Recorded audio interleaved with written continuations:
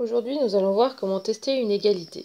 Pour rappel, une égalité est constituée de deux membres séparés par un signe égal.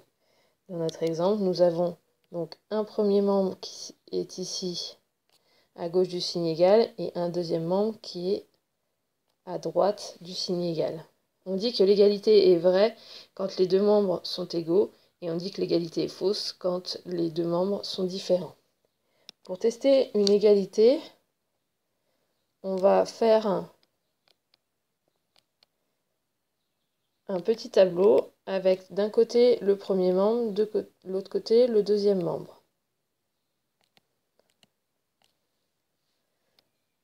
Donc le premier membre est égal à 2x plus 3. Le deuxième à 10x moins 5. Il faut tout d'abord penser à replacer les signes fois qui ont été sous-entendus. Ici, on a un signe fois entre le 2 et le x, et ici, un signe fois entre le 10 et le x. Une fois qu'on a pensé à replacer les signes fois qui ont été sous-entendus, nous allons remplacer x par la valeur qui est donnée dans l'énoncé. On nous demande tout d'abord de tester l'égalité pour x égale 0, donc nous allons remplacer x par 0. Dans le premier membre, ça va donner 2 fois 0 plus 3. Ensuite, nous faisons le calcul en appliquant les règles de priorité. Donc ici, la multiplication en premier. 2 fois 0 donne 0 plus 3. C'est égal à 3.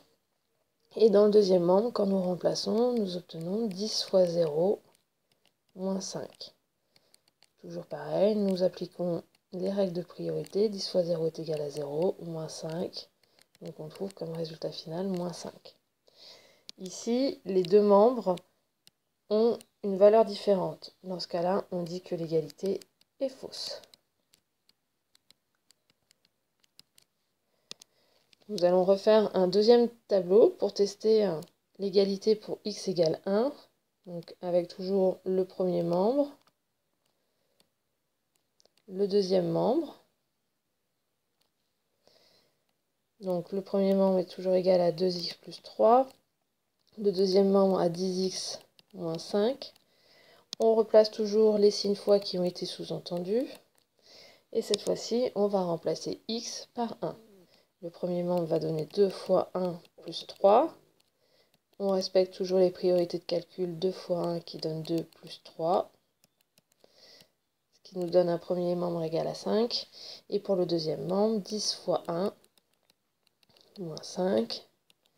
On respecte les priorités de calcul. 10 fois 1 donne 10, moins 5, et 10 moins 5 donne 5. Cette fois-ci, on constate que les deux membres sont égaux. Dans ce cas-là, on dit que l'égalité est vraie.